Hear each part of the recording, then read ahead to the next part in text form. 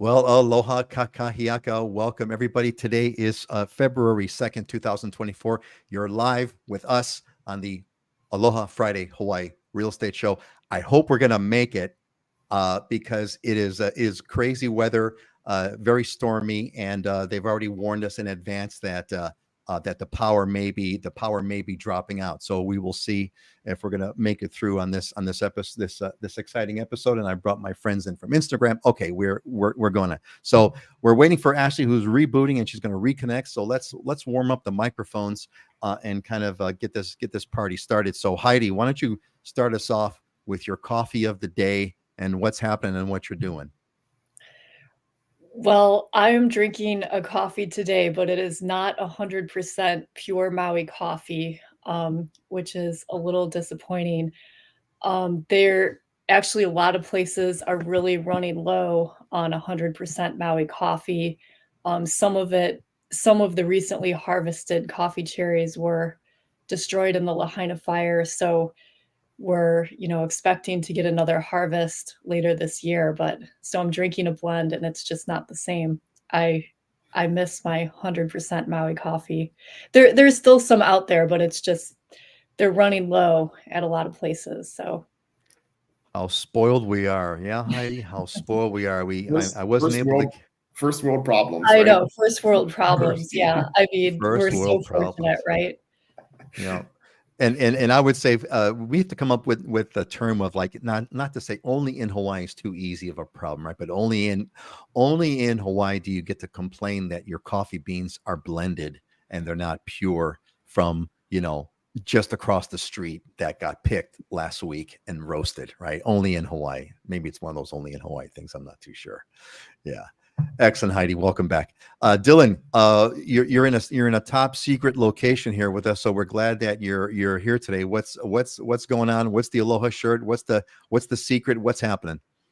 Yes, I got to spend the week over in Heidi's neighborhood over here in Kaanapali. We're at the Sheraton, and we had a little conference here.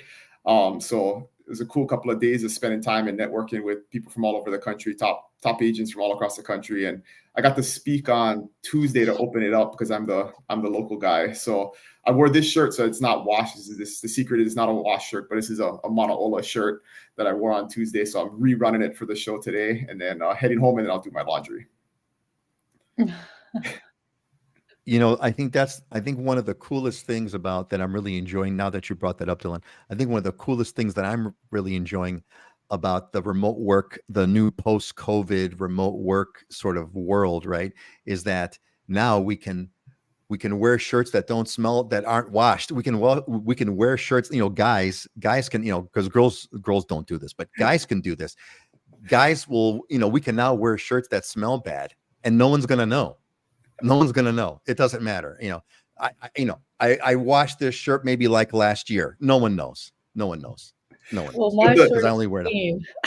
The downside to the remote work world is I've been here since Tuesday and I didn't even go to the pool one time. Like I kind of, I'm not like, I'm traveling, but I'm not like really traveling because I'm still inside the state. And so I found myself like all morning outside of the sessions from the conference, just continuing to do calls and meetings and things with our team. And it was just like a regular work day, only I'm on, I'm in a hotel room in Maui instead of at home. So I don't know if it's a good thing or a bad thing, right? Normally 10 years ago, if you traveled, you were like cut off from the world for whatever time you were gone, right? But now business just goes on as usual. So yeah, and it's kind of funny, right? Because you could even like no one even knows that you're gone. If you want to really kind of do it, no one even knows that you're gone because you're completely connected. The emails are responding, the text messages work, and yeah, it's a new world that we're living in. Speaking of new worlds, I want to say hi to Lee Ann Romo. Aloha from Southern California. Welcome, Lee Ann. I am really glad that you are here with us. Hey, if you're here with us, give us a shout out. Let us know where you're from. We want to know that you're there and that you're with us so we can recognize you. Why don't we do this? I'm gonna let's move on. I got the wrong thing on my slide deck over here. There's a bunch of stuff. I should have gone through my lineup, but I'm going to skip that. All right. So let's go through some news while and we hope that Ashley will be back with us. I know she had the disconnect. She was having some technical issues. We got into we had a fun we had a fun discussion, gang. We was it Mac or PC or Mac or Android, and we had a lot of fun with there. So Ashley is rebooting her. She's rebooting her Mac while we wait. And Jen Tomko is with us. Aloha from Miloli'i. Miloli'i. All right, Dylan. That looks like a contact, a friend of yours. I don't know if I've met Jen, but Miloli'i is one of my favorite places. It's a little fishing village in South Kona, and I always tell the story of Miloli'i being special to me in my real estate career, because when I first started, one of the ladies that sat next to me in the next cubicle over was like the queen of South Kona. She had tons of listings and had been there for 20 years, and she was moving towards retirement, and she wanted to pass all of her listings and her business off to somebody. And most agents in Kona don't want to drive that far south, and the lots there would sell for $25,000. They're really low, and homes would sell for like $300,000. So it was a really low price point area on the island, and so a lot of people didn't want it. But I just said, hey, I'll take whatever I can get. Right? I was young and hungry, and I would do whatever. And she really jump started my real estate career by giving me a shot and passing a lot of business on to me. And funny story, just she retired probably 6 years ago and moved to the mainland. And I was in Costco a couple of months ago. I made an Instagram post about this, and I just ran into her at Costco. She'd come back to visit, and she was randomly at Costco, and I was there too. And I got to give her a hug and just tell her this story about how I think about her all the time, because even though I don't necessarily say it and we haven't talked in years, I think about her all the time. And that's why Miloli'i is special. Miloli'i and Ann Lozansky, really special person in my life. There you go. See, Jen, did you ever think you'd have such an extravagant story from such a simple thing? So Miloli'i, Miloli'i, I really like Miloli'i because of what you said. Its history, and it's got that great song that Israel Kamaka Vivaloli refers to, which is a really cool thing. So that's kind of what sticks out in my mind. And we got the little heart symbol. Thank you, Jen. I bet that was from you. Barbara, thank you. Hey, Barbara, welcome back. Hi and greetings from North Idaho. No longer snow and 0 temps here. 43 degrees right now. Balmy weather. It's time to wash the car. People are going out in shorts in Idaho when it's at 43 degrees. I remember those days. Heidi, back in the birthplace, the state that we were born in, Illinois, when 43 degrees after a winter, man, it's practically balmy weather. Jen loves it. I'm glad you love it, Jen. I'm glad you love it. All right, great. Hey, let's do a couple of news things. I want to kind of bring a few things up that I thought are kind of interesting. Well, first of all, whale spotting. Whale spotting is the thing, gang. Let's see if I could. Yeah, there you go. There's a shot for you. Whale spotting is the thing. Apparently, what they're saying is that they're getting higher than for this time of the year. They're getting higher than usual, higher than previous years in terms of whales. And I want to. Heidi is an avid whale spotter. I'm gonna get a whale spotting report from Heidi. I'm sure she's gonna give us an update on that. Hey, the El Nino is at El Natio. So here's the fun part, right? We can't forecast the weather a month out for sure. We can hardly forecast the weather accurately a few days out. There's no way we're going to forecast the weather like years out or 10 years out, right? Well, anyway, what's interesting is that there was predictions of extreme drought due to El Nino. And that is anything but that. We are way ahead in terms of rainfall. And it's been a very, very wild season, and definitely a not predicted season. I thought that was I always like to find things that are where people miss their predictions. I always kind of get a kick out of that. So batteries replacing coal on Oahu. So here's what's going on. There's a big thing here. Let me show you this picture here. So it's a big issue about you see that piece of land in the foreground there with those rows, looks like trailers. Those are batteries. So we've got a huge battery pack that's first of its type in the country that is on Oahu.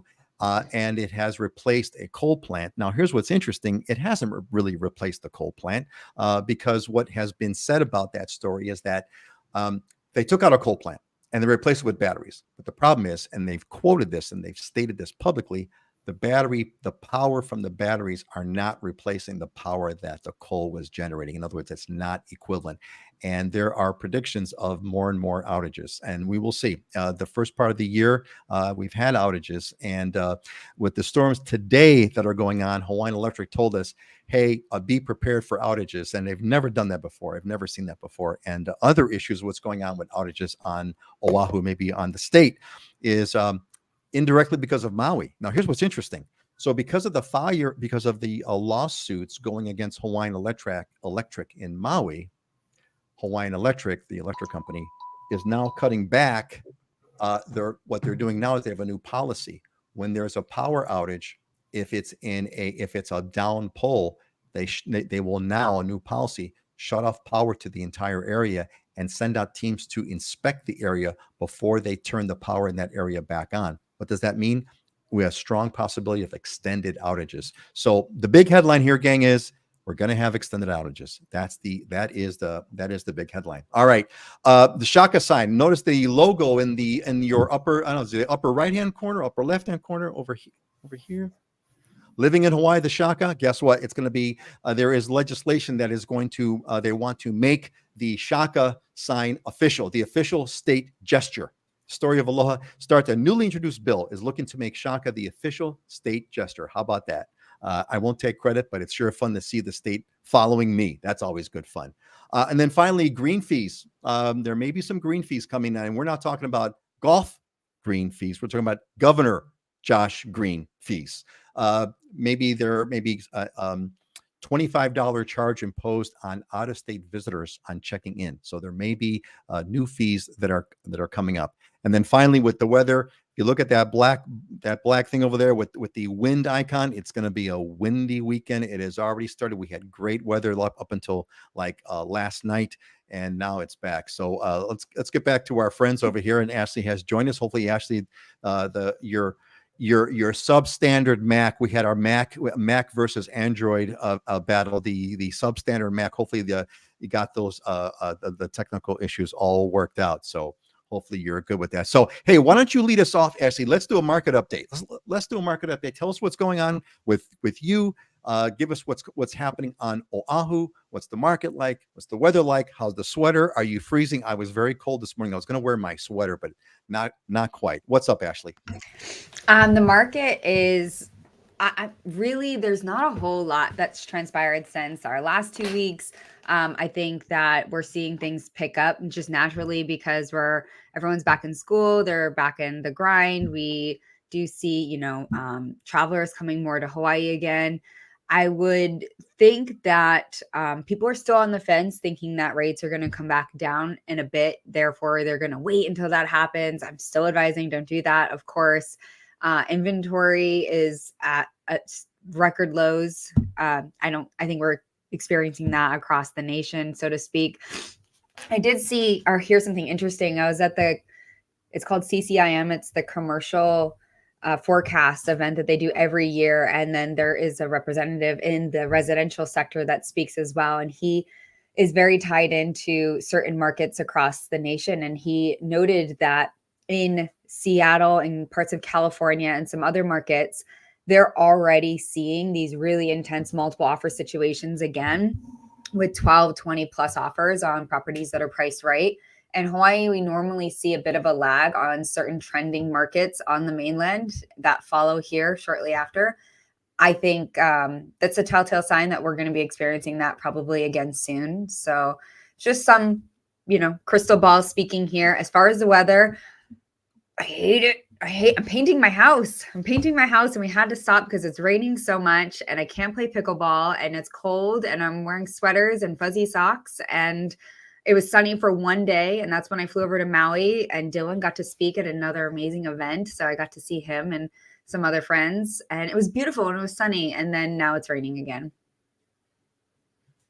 Yeah, we were talking about that, chat about that weather just for a moment. It was great it's been a weird year. It's been a weird year weather-wise. It's been a weird weather year, right?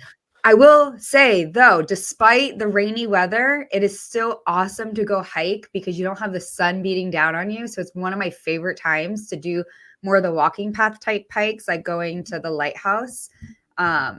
And oh my gosh, the whales, they're just right off the coast and they're breaching like crazy right now. And that's so fun. Whale season is one of my favorites. And it's just a perfect time to go out and enjoy the weather without being burnt to a crisp and check out those humpback whales. Heidi, when we get to you, I want to hear about the whale report in Maui, but we're going to go to Dylan first to give us the update on the Big Island. What's happening with the Big Island market? Ashley is kind of saying it still hasn't changed too much, but there's signs of of the magma rising in the volcano before it erupts. What do you see, Dylan? Yeah, that's it's always happening, right? That stuff's always happening. So we'll see. It's been quiet for a while, so we're kind of due for some type of activity or eruption. But I did want to comment on your news rundown where, I'm glad that we have good solid priorities where we're having rolling blackouts, but we're worried about making the shaka the official gesture, right? So I mean, always the legislative season is always fun when you see what the priorities are for our state. So so the market report is this is interesting from a data standpoint. Is we had 388 sales on the Big Island, which is lower than normal for the Big Island.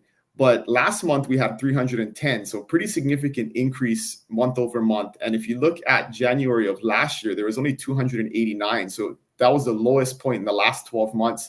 Last January, we've had a big jump in the number of sales, like a 30% jump. If you just look, month comparing January of last year to January of this year, and so it kind of feels that way. It's January felt like a really busy month for closings and for activity. And so we'll see if that trend continues. But the thing that is just always going to be a factor in all of this is that inventory has not risen. It's still at like 1,900. We're still under 2,000 total listings. And that is, 50% of what it was pre-COVID. And so the market doesn't have a lot of inventory to continue to increase on the sales side of it. But interesting, just perspective change, because the last couple months of last quarter of last year was very, very slow, and we're seeing a big jump in activity in January. So we'll see if that continues.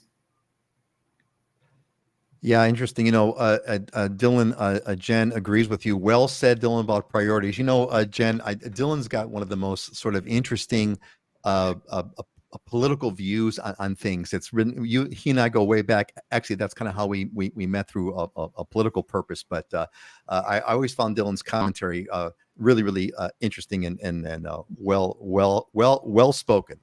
So yeah. There's a lot to talk about on that power issue, man. I think it's going to be a big mess. Big mess is right around the corner. It's already here, but it's going to get even bigger. Go ahead. In Kailua, they shut down. The power outage was so long last week in Kailua that there was videos of Target and some groceries just completely emptying out the entire refrigerated and frozen section, throwing away all of the food. Yep.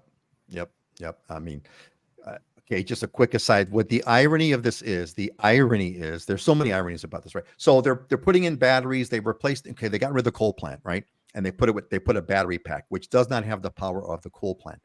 So guess what I'm hearing now in my neighborhood? When the power goes out now, what am I hearing in my neighborhood? Guess what I'm hearing? Generators. Powered by what?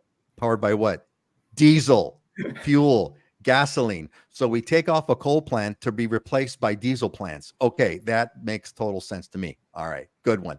But anyway, hey, let's talk about whales. Heidi, give us the whale spotting update from Maui, and give us the Maui update. Let's get to brighter, more beautiful things. Let's talk about whales. Go ahead, Heidi. Give us the whale update. The whales are definitely here, and it's so fun to see them off the coast. The last few days, I've driven to South Maui, and it's along this winding road along the ocean, between the ocean and the mountains. And I mean, you can't look at them too much when you're driving, but you can definitely see them out there. And it's just, they're such majestic creatures, and it's really fun when they're here. There's a sense of community. It's interesting. So great time of year to see whales. As far as the real estate market, our January on Maui was similar to our December on Maui, which activity had picked up pretty significantly compared to the previous 3 months. And our January 2024, we definitely had more condo sales than January 2023. So for condos, just looking at the MLS, about 92 condos sold in January 2024 compared to 54 in January 2023. 56 single family homes sold and that was about the same as January 2023 and also about the same as last month. So it seems to be a pretty steady market. I mean, really the focus and the hot topics are just finding more permanent housing for people who were displaced by the Lahaina wildfires. And there's all kinds of programs going on to incentivize short-term rentals to convert to long-term rentals. There's also a new program, an ADU loan forgiveness program. So if somebody wants to build an accessory dwelling on their property, there's a $50,000 completely forgivable loan if they house a family displaced by the wildfires for up to 3 years. So there's different incentives out there to try to create housing. And then there's also noise in the media threatening to get rid of short-term rentals or reduce short-term rentals. So that's just causing some uncertainty. It's just going to be interesting to see what happens with all that. So exciting times. Fun times, as they say, as the term goes, Heidi. Fun times, right? That's interesting. Well, first of all, I want to say hi to Alex, who has just rejoined us again. Welcome back, Alex. Aloha, peeps. Alex, great to have you back with us, man. I'm really glad that you're here. Hey, folks, if you've just joined us, let us know where you're from. It's always kind of fun to see where people are from. Give us a quick shout out, pop it in the comments, and I'll say hello back. It's always I wanted to share a whale story. So this past weekend, one of the agents on our team is a beautiful hula dancer, and she dances kind of part-time at one of the resorts out in Waikoloa on the Big Island, and they give her comped rooms from time to time. And so she gave our family one to use because it had to be used by the end of January. So we stayed out there just for one night, played tourist with the family, and we ate at this is the Fairmont Orchid, and we ate at Brown's Beach House, which is like their premier restaurant. It's right on the water. I mean, it's open air, and you sit out in the open under palm trees, and it's like fine dining. And we're sitting there at sunset, and like right out in front of us in the ocean, this pod of whales is like doing all kinds of action and jumping and stuff, and it was just like totally magical experience, like sitting there under the stars, eating an amazing meal, and like the whales are right out there. You can't even make that stuff up, so cool. You can't make that stuff up, man. I mean, these are like these amazing Hawaii stories that are like, there's these magical moments, right? And they could be the simplest or the most complex kind of things, right? But you're in this incredibly magical moment in Hawaii, and it's like, man, yeah, so lucky to be here, so lucky to be alive, so lucky. Thank you, Lord. Thank you, Lord. Thank you, Lord, for what I'm experiencing right now. That is a really cool thing. So yeah. Awesome. Great sharing. Hey, I want to say a quick shout out to Michael Lotta, who's back with us. Hey, aloha, Michael. Welcome back, buddy. And Bob Carl is back. Bob, aloha from Hawaii Kai Peninsula. Awesome. Bob, hope you're enjoying your time there in the Hawaii Kai Peninsula. Welcome back. We're really glad to see you here. Yeah. So, hey, let's move on. We got a bunch of things. I got some questions. We have some things to kind of say. Oh, before we do that, I'm going to say hi. Oops, wait a minute.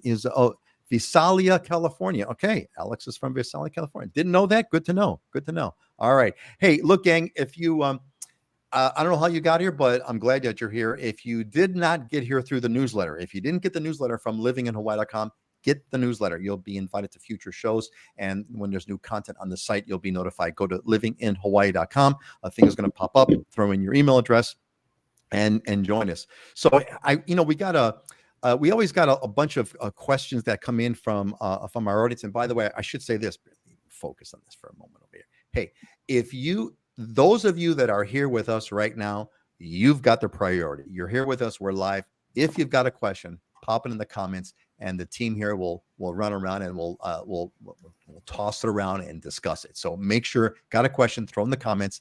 Let's do that. But I've got a few that have been waiting for us anyway. So why don't we kind of do this, because this might be a good, well, I hope it'll be a good discussion about what's going to go on over here. So let's hit this. So here's the big question. The big question for today is from Tracy from Naples in Florida, who asked, what are the top 3 obstacles most newcomers face when moving to and once living in Hawaii? Now, she also asked for their solutions, but we're not going to talk about the solutions because the solution is like, spend 40 years here, and if you're lucky, you'll figure it out.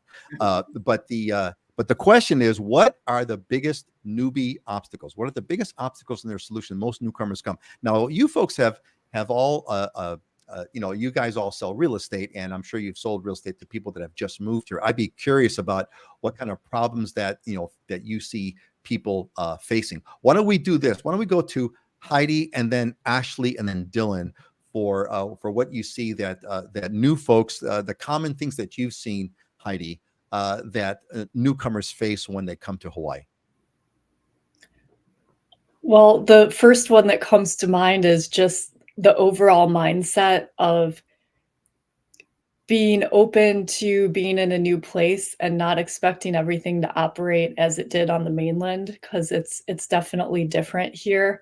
And I think when I see people coming from other places and just getting really frustrated because things aren't going how they expect, they just need to take a breath, relax, feel the aloha, and just learn how to kind of get along with everybody. I don't know how to describe it, but it's more about the mindset and expectations, and some things take a little longer, but it's an amazing quality of life if it's right for you. So I mean, that's Excellent. the number one thing that comes to mind. Perfect. Okay, so mindset, getting used to the things are going to be probably significantly different. Actually, this is great because Tracy asked for 3 things and there's 3 of you, so perfect. So that's yours. Ashley, what's yours? What comes top of mind to yours in addition to what Heidi's saying? Yeah, because I think that's the biggest one. I think depending on where you move to, of course, the discrepancy of curb appeal in certain neighborhoods and houses. You have a big mix of affordability, different neighborhoods, because you have people that generationally were handed down properties. And again, if this is there are some isolated areas where you see just all really nice homes and such, but just kind of getting used to that. The neighbor next door has a lot of cars parked out front, or their house looks like it's not taken care of. They're beautiful people often, and they just can't necessarily afford to renovate the home or keep it to par. So I think that mindset of like, a lot of people live for community here and for the outdoors and just being together, and not so much pouring money into the aesthetics of the home. I run across that often. So it takes some massaging. I'm going to be paying $2 million to be next to what? And then Interesting. Acclimating them to the differences of what people will prioritize here. That is a really, really interesting perspective. I'd never kind of thought about that curb appeal, but you're so right. We place a much more higher priority, like you said, on community and enjoying the outdoors. It's less about the house, and it's more about the people, the culture, the outdoors, the nature. That's going. Dylan, before we go to you, I want to pop in a hello to Tim Kim, who says from Tampa St. Pete. I'm assuming from Tampa St. Pete, Florida. Just listed our home on the market yesterday. Can't wait to move to the islands. So Tim, this is interesting because there's other people who want to move from Hawaii to Tampa. So it's always fun to kind of get that amazing dichotomy. So Tim, what would you tell someone who's living in Hawaii and they're considering moving to Tampa St. Pete? Why would you tell them, no, don't do it? I'm leaving Tampa St. Pete to go to Hawaii. You should not, but you want to rethink that decision to move from Hawaii to Tampa St. Pete. Why, Tim? Pop it in the comments. I want to know. Dylan, what's your you've always got something fun, interesting to kind of say about this topic. What is the biggest obstacle? Heidi mentioned kind of getting used to the mindset, which is of course the big one. Ashley mentioned curb appeal. What's your biggest newbie obstacle, Dylan? I think kind of connected to what they're saying, but maybe another perspective is really focusing in on the benefits here that are different, or the things that are special here that are different from where you came from. And like a perfect example is a lot of times people say like they miss the seasons, right? They miss the leaves falling and the leaves changing and things like that, which is totally legitimate. But there's other things like being able to like sit on the shoreline and watch whales, right? Which you're not going to get where you came from. So it's almost like changing your mindset, like Heidi said, from focusing on what you don't have here to really focusing on all the additional things that you have here. Because there's a lot of that where, hey, you may not be able to go to a concert or a Broadway show or something like that. We don't have those types of entertainment value type of activities, but you can go on an amazing hike and see views that are just totally mind-blowing, or just sit on the beach and enjoy a sunset, and so it's really shifting your mindset from what is important and what is special. And if you can't get over some of those things, like having the access to big city amenities, sometimes it can be a hard transition, because like everybody said, it's very, very different. I've also had people say, like, I can't believe you can't go get a dinner reservation past 8 o'clock, and that's very common on the neighbor islands, where things, you need to eat dinner by 5:30 or 6, or you're not going to go out to a restaurant. And but that's also a thing I think that's great, is that we don't have a lot of hustle and bustle after hours. So I get a bonus too. That was good. It is. It drives me nuts going to Outer Island, and I'm like, what? It's 9. The whole town. When the very first place I touched my feet in Hawaii was Maui, 1983, and I remember in the resort area, it's like, the whole town is shut down. Is that like sun goes down, town is closed. Like, what? That was like the wildest thing. But yeah, it's amazing. Yeah, I have one more bonus. Just sure. Bonus topic. Go. Furniture. It's just, especially because we're staging, or people who are, pouring into the aesthetics of the home, just materials and furniture. We don't have IKEA. We don't have those big box stores. So you sourcing certain materials can be more challenging. Not impossible, just more challenging. Costco and Facebook Marketplace. That's the sourcing.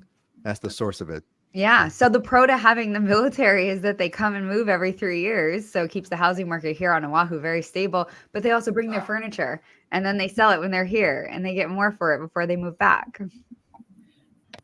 There's ways to get furniture here. A lot of people that are building or remodeling, order a container or share it with a few people and ship things over.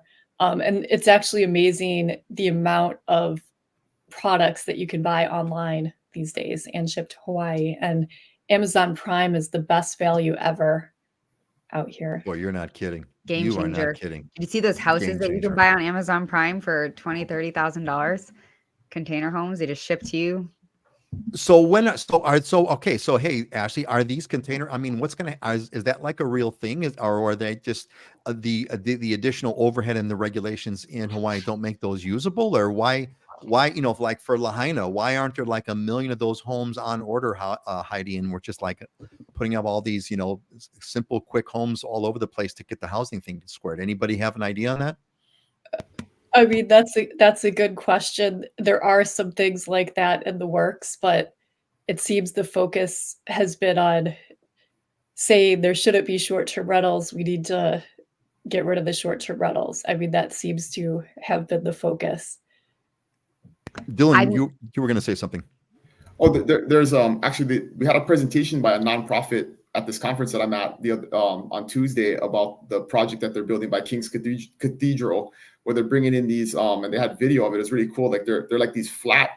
It just looks like kind of like a flat pallet, and then it expands out and it becomes like a home, and you put two of them together, and you can and that's where they're building units to house people. And so there's definitely creative solutions like that are out there. But one of the problems with it is that the county regulations don't allow for those types of things to be legal dwellings. So in the long run, they're just temporary dwellings, and we're going to have to deal with that, from a county zoning and permitting standpoint, where if you want to create that ability to build really, really, really, really affordable housing, there's going to have to be some adjustments, I think, in our zoning and building codes to allow for it. So there's always, a government issue. And I wanted to comment on, Heidi's thing, not to get too political here, but this is one of those things that, on the face of it sounds like a good idea. Like, hey, let's get rid of short-term rentals and make them long-term rentals.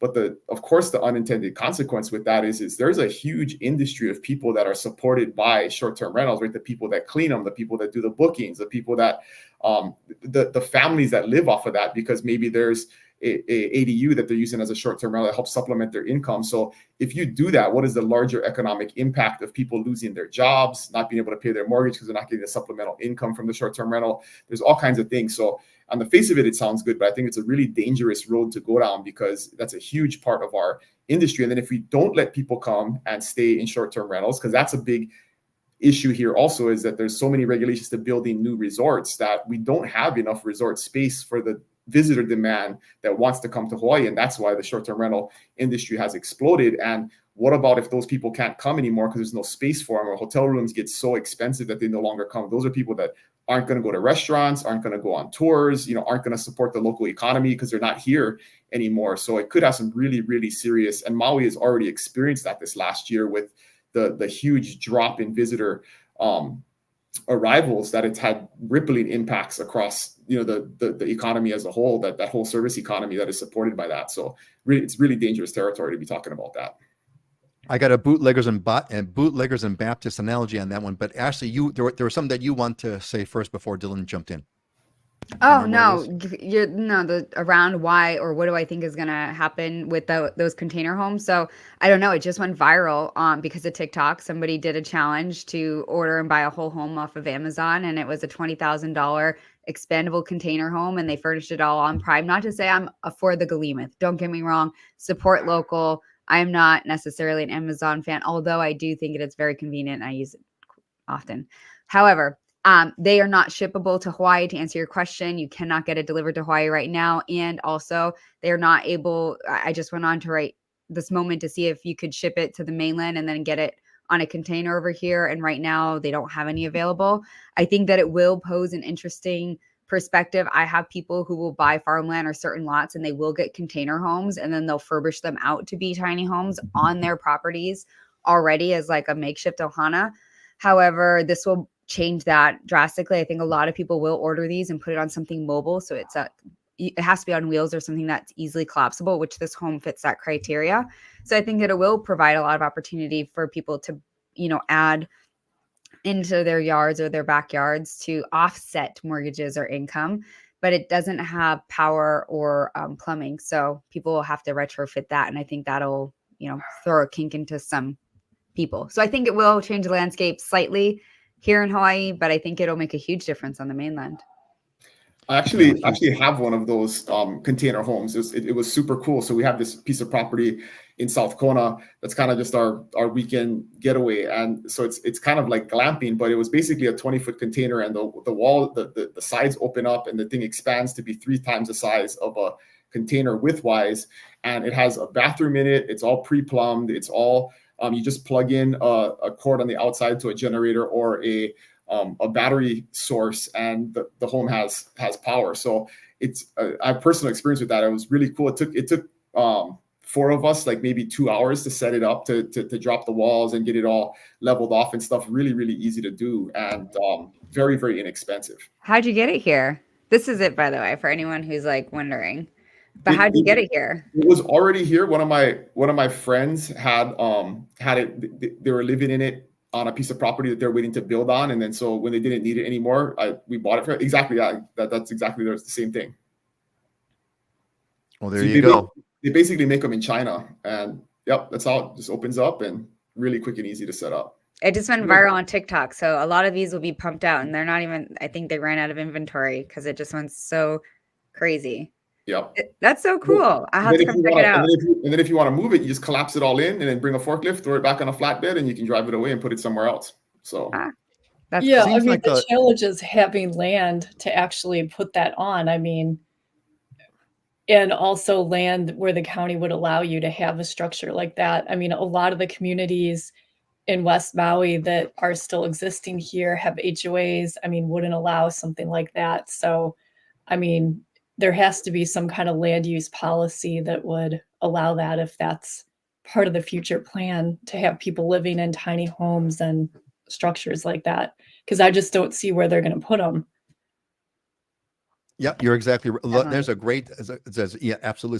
So there's a great response I've got on that one. But I want to say hi to a few folks have chimed in. First, Momo H says, "Hey, aloha, everyone. You guys bring out the best points. Awesome. I wish I knew about all the things you talk about before we moved to the Big Island almost 6 years ago. Hi, Dylan." So there you go. So Momo, hey man, no time like the present. Glad that you're here and glad that we're sharing this with other folks. So that's kind of really neat. And I want to, and Tim has circled back. Remember, I asked Tim about the question. I'll tell Tim's moving from Florida, Tampa, St. Pete, Florida to Hawaii. And I asked Tim, well, what would you tell someone who's living in Hawaii that wants to move to Florida? What would you tell them about why would you not want to do that? And Tim says the people are nicer in Hawaii and the weather is much more humid in Florida.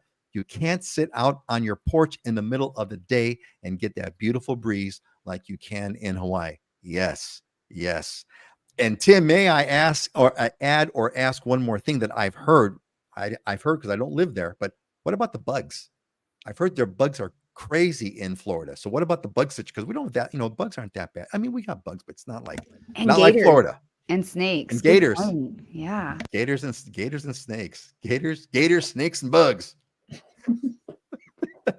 So it's kind of funny because I wanted to circle back on all this stuff. I think there's going to be okay. So let's kind of divert here just for a moment. I think there's going to be Maui, I believe, is just in the beginning of illustrating a huge problem with Hawaii's entire paradigm of development. Because ever since the 70s, in the 70s, you could almost trace it to like a given year when there was legislation passed. But in the 70s, Hawaii really flipped from being kind of like build stuff, build as you need to like can't build at all. We're gonna put the kibosh on everything. And it's like right there. So now which is okay. All right, it is what it is. But now Maui has got all, like you said, Heidi, it's like Heidi, what you said many, many times is permission. Like we don't have to, they can't, don't let us, they won't let us, blah, blah, blah. Okay. So we got all these restrictive development laws that are designed to limit development, right? Dylan, those last howlers off the boat got into legislation, right? So now, though, Maui needs development like crazy. It needs development like crazy to make up for that whole part of Lahaina that was hollowed out. And I think that's going to be a big conflict. You're going to have a big issue because now you're going to have the worst of the worst of the worst because you got all these government regulations that were designed to limit development. And now you're going to have all kinds of waivers to these laws that we're developing. So you got government regulation on top, you got government deregulation on top of government regulation, on top of government laws, on top of perverse incentives, on top of like twisted market conditions. That is a formula for incredible opportunity for real estate agents who can figure it out, Heidi. I don't know what your thoughts are on that, Heidi, or anybody else want to comment on what's going on. It's going to be a big madhouse. But Heidi, you go first. What's your take on all that? What do you see? Well, I think they really need to invest in infrastructure and roads. And I mean, it would be amazing if they completed the plans to extend the bypass. Um, I mean, nobody wants overdevelopment on Maui. Nobody wants over tourism. I mean, there's a reason to limit these things, but there's obviously an urgent need now. I mean, considering so many people have lost their homes, and it really is important for our community to have people in the community that have stable housing so they can go to school, they can work, so we don't lose that sense of community. And I think, I mean, moving families into short-term rentals, like the short-term rentals already exist. It's kind of another temporary solution, in my opinion. And I'm a little concerned, as I expressed last time, about when all this FEMA money runs out. Because I mean, there's so many incentives. They're paying 175% of market rate rent in a lot of cases. I mean, once that runs out, what are people actually going to be able to afford, and where are they going to live? And I mean, I think some building and development needs to happen. And I mean, you look around, like you see lots of land. It's just not zoned for residential use. But I think if there's a strong will, there's a way. And the projects are needed now. I mean, housing is needed now. Like if you start building now, I mean, something might be ready in 2 years. That would be extremely fast. A lot of projects on Maui take decades, and people don't really have decades. So it's Exactly. That's it's a exactly it. complicated issue. And I just, as a real estate agent, I really care about people having a place to live. I mean, that's part of the reason why I'm even in this industry. So I think about it all the time, and yeah, it's distressing, and something needs to happen.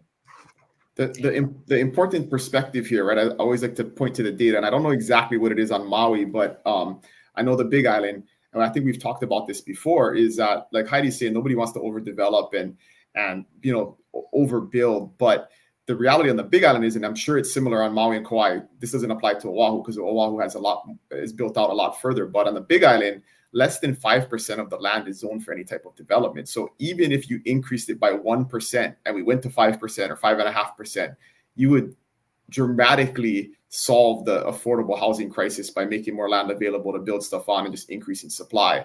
And so it's the threat doesn't even exist to overdevelop. You just have to move the needle a little tiny bit, which in the grand scheme of things, nobody would even notice because there is so much land available that if rezoned, we could be using it towards a useful cause. And you could definitely solve this problem. It's not getting rid of short-term rentals and doing a bunch of crazy stuff. It's really a land use problem. Yeah, it's a big one. It's going to be interesting. I'm really fascinated to see how this is going to be like a case study for economists for years to come. Another sad perspective, right, is I just spent the week interacting with folks from all over the country, Canada, and multiple 5 or 6 of them came up to me and asked her, like, hey, what's going on over here in Maui? Because you drive up the beautiful coast along the beach to get to all of these resorts, and there's tents everywhere. I mean, these people live in, like rows and rows and rows and rows of tents. And they're like, what's going on with all the money that came in to help people? Like, why are people living on the beach like that, right? And it's just like, something's wrong, right? It doesn't make any sense when you see all of the support and all of the millions of dollars that came in, and the result is, and that's going to have a rippling effect too on people visiting. Like, that's not a good look when you're paying $500, $600 a night at a hotel room, and you got to drive past homeless encampments all over the beaches in order to get there. So, a lot of challenges, man. A lot of challenges. And we're going to move on to our next segment here, but I'm going to Tim came back. I asked Tim about the bugs. Tim says, my wife is a bug magnet, and we can't go 10 minutes into a hike without her being eaten alive. Well, there you go. Oh, and don't forget the snakes you have to watch out for on the edge of the trail. So, man. All right. Hey, Tim, this has been, I need to clip and paste this for an ad. I don't know for who, an ad for Hawaii or an ad for not Florida, but hey, Tim, appreciate that feedback. Great stuff. Yeah, it's gonna be interesting stuff that's gonna go on, gang. We're gonna get some amazing things are gonna be happening. All right, let's move on to Diamonds and Deals. I've asked our friends here to put together their favorite properties and show us kind of what they want to sort of showcase and talk about. So let's hit this one. Wow, Heidi, what are we looking over here? What are we looking at over here? What is this? So this is a very secluded estate out past Hana. It's actually a couple different parcels, 3.9 acres, completely off-grid lifestyle. You see you have a main house, you have a Balinese cottage, and multiple outbuildings. So this is for somebody that's just really, really looking to get away and be out in the country. And It's listed for 2.7.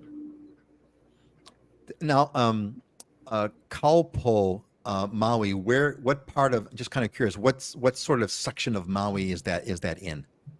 What's it nearby? It's far east Maui. It's past Hana. So if you drive to Hana and you just keep going, that's where this is. Wow. Okay. So this is, you are out in satellite, like you said, you're off the grid. Starlink is your satellite provider. Is your internet provider. Cool. It's you're probably a few hours to Costco on a good day. Everything is now measured, right? Everything is now measured in proximity to Costco. That has become, right? This has become the new metric, right? How far away are you from Costco? right? That's the other, you know, or the other one. I just sorry, this is random thing. My wife, you know, when we're looking at real estate for one reason or another, my wife says, okay, find where the nearest Whole Foods are. We want to live near the Whole Foods because there's proximity to Whole Foods that you want to have, right? That's like, you know, given neighborhood and Or Target. demographics and all that. Or Target, yeah, or Target, right? Target or or Target or Whole Foods. All right, let's move on to the next one over here. This is Ashley's listing. Ashley, what are we looking at, Ashley? What is this? Very nice So and blue. this listing is actually listed by Tony Kawaguchi and Chelsea. They're at eXp Realty as well. And I saw this come on market and I just loved it. My office is close by in this area in Hawaii Kai, and it's on the marina. And not all houses are made the same when you guys are looking at something on the marina or the canal. And this one is such a good location because you can get out to the ocean from here and it's not tight. Like some parts of it are more narrow than others. And this is the nice open area. But the renovation is just so beautiful. It does have a boat dock. The photo in the bottom right corner, you can see the houses towards the bottom left of that photo next to the red roof. And they have a great just flow from the parking. The parking says 4, but really you could fit more, and it's a quiet street. You can fit some on the street as well if you're having gatherings. And you have these big slider doors that open right up to the pool that goes right to the canal marina. The renovation, it's very contemporary. I love it. It's like this all the way throughout the home. And the bathrooms are just also stunning. I like the wood on wood. I don't know if you guys are noticing on the trends for renovation, you're seeing a lot more of this like white oak, light oak kind of wood cabinets with wood floors. And I personally just love that with black hardware. So loved this house. I had a couple buyers for it that I sent to you. And no one has put an offer on it yet, so it's still available. I know exactly what area that you're talking about, and that is I think. Is there any other place that you could think of, Ashley, on Oahu where you can have a home that's got a boat dock? How many other places other than this area? This is the only area, right, with homes with boat docks that have ocean access, right? Yes, think about it. I can't think of anything else besides Hawaii right? Kai, the marina that has boat docks. The Hawaii Kai Marina, yeah. I don't know if you can get to Costco from this location, but I do know when you're in Hawaii Kai and you have a boat dock, you can actually dock it over by the shopping center that has Costco and Safeway, and you can go get a coffee and a few other different shops and Ace, not hardware, a hardware store, gas station. It just is really cute to have that boat life. It's one of the only spots I think in all of Hawaii. I don't know. Heidi, Dylan, is there anything like that on Maui or Big Island? Nope. There's nothing like that. Okay, so the entire state. So this is like the rarest of rare properties. This is rarer than beachfront. This is rarer than beachfront, right? Because beachfront's everywhere. Under 3 million, which is not that's pretty par, you know, it's priced right. But I just think that this is, like you said, it's so rare. It's the only spot, and under 3 million. I don't think it'll always be like that. 10 years from now, I think that these are going to be the commodity, known to be the commodity that they truly are. I think you are right. So therefore, this is a deal. This is not just a diamond. This is a deal. A deal at 3 million because of what it represents. It's the rarest of rare price. And that's funny you mentioned about. I don't know if everybody caught that. So you can, there's this area in Hawaii Kai that Ashley's talking about. You can actually, there are homes on the water with boat dock that you can get to Costco. So getting to Costco now becomes, again, the same metric, but a very different way to go to Costco. Get to Costco on your boat. That's what I want to do. I want to go shopping to Costco on my boat and unload a Costco container onto my boat and drive back home and load my house up from my boat. That would be I did think of some other areas. Kaneohe Bay. There are some houses on Kaneohe Bay that do have boat docks. Yeah, but not on a marina. Right. You're out on the ocean. You're on, okay. All right. On the ocean. Excellent. Wow. Amazing. All right. So, it's always kind of fun. So this is kind of cool, right, King? So look at this. So Heidi's property is 2.7 million, just about the same price. So Ash is at 2.9, very, radically different. So I don't know what Dylan's going to show, but I can't wait to see it because it's going to be fun. Dylan, what is this? This is great. I got the 500 square foot cabin in Hilo. So this is the deal, you guys, right? You got 2 diamonds, but if you And I always want to add the perspective that you don't have to spend $2 million, $3 million in Hawaii if you want to live here. And this is in Pauilo, which is on the east side, old sugarcane country. And it's just a cool little 500 square foot cabin. It does have 2 bedrooms and 1 bath, but 379,000, you guys. And just like, you know, just greenery all around, lots of room to grow your own food, and, you know, completely livable space. If you're looking to live on a budget, you don't have to spend multi-million dollars to do that in Hawaii. This is a little bit rural. It's east of Waimea. If you're familiar with the Big Island, it's on the Hamakua coast, but an hour from Costco. So you can still get to Costco pretty relatively. It's closer than being in Hana on Maui. What's the lot size? It's like 10,000 square feet, so it's not big, but still, I mean, with 10,000 square feet, you can. It's plenty of space. You got a little house to grow lots of stuff. It's more than you'll need. Water catchment? Nope. This is on county water and electric, and yeah, not off the grid. Oh, winner. Yeah. Winner. County. You have county water, electric. 379 for 10,000 square feet in a nice area. Well, I don't know about the area exactly, but near. I love Waimea. Yeah, that's a funny dynamic on the Big Island, right? Is infrastructure on the Big Island was really driven by sugarcane, right? So you have these really, nowadays, if you're new to the island, you don't know the history, you got these like really remote areas that have infrastructure because 50 years ago there were thriving communities that were growing sugarcane, and today, you know, all of that is gone, and a lot of, you know, it's much more rural. A lot of the amenities have closed, right? There's not as many shops and restaurants and things like that, but the communities still have infrastructure because that's where the county invested in infrastructure.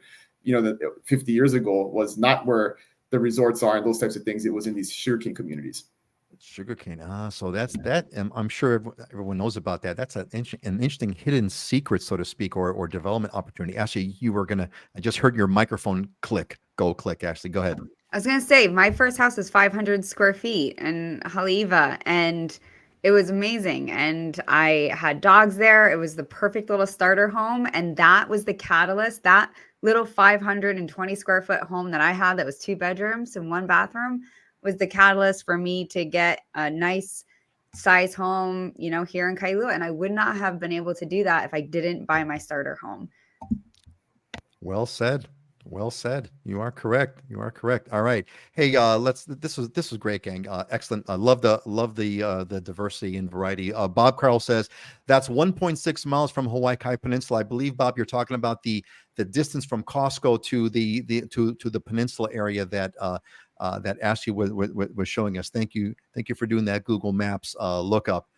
Great. Hey, look, it's about the right time. Let's start to wrap this up. So we're going to give our closing thoughts. If you've got some closing thoughts, please share with us. And let's hear the best of what you have to say and motivational thoughts. Heidi, what's yours and what does it mean to you? The sooner you step away from your comfort zone, you realize it wasn't comfortable at all. So this is just about, you know, getting out of your comfort zone and taking the next steps towards your goals, and just not being attached to how things were in the past, because they could be even better in the future if you just let yourself go there. It's like the whole Hawaii thing, right? Like you let go. It's not what you think it's going to be. It's going to be something different, and you have to embrace that difference. Excellent. Thank you, Heidi. Great contribution today. Dylan, what's yours? Yeah, I heard this here at the conference. That's why I love coming to things like this. There's lots of business practices, but there's a lot of mindset and philosophy, and I always love that stuff. But the one constant in life that you can control is change. You are either changing for the better, worse, or not changing at all. You're in control of that, right? So I think it's a really good perspective where we say like the world is always changing and it's out of our control, but really your personal change is 100% inside of your control, and you got to make a decision on whether you're changing for the better, the worse, or not changing at all. Well said. Well said. There is one thing. There is one and only one thing that you are in control of, and that's you. That's it. That's all you've got is you. You are in control of you and nothing else, but that's all you need the control of is you, because everything else flows from you. Ashley, what's yours? Let's have it. Low energy cannot attract high level opportunity. I think when we have anything to do with our mindset around health, wellness, income, opportunity, whatever it might be, if you just go in and you're just sluggish and you're mediocre, your mindset's not right, you're not going to attract the right things. So just keep your energy in line with what you want. If you want high level opportunity, do not come to it. Do not come at it with low energy. Well said. Well said. Thank you. Thank you, Ashley. I'm going to close up mine. As you all know, what I'm known for now is my Proverbs. Here's my one for today. The human mind may devise many plans, but it is the purpose of the Lord that will be established. And you know what I mean by this is what this means to me is that we could, there's always about these, every success philosophy that exists out there. It's all about the things that we have always mentioned on the show. It's about your intention. What is that you want to bring about? What is it that you want to manifest? What are you going to focus your mind on? What's that you're going to do? And all those things are true. They all work. They all work. They all work. Whatever you put your mind to, that's what ends up happening. That's all true.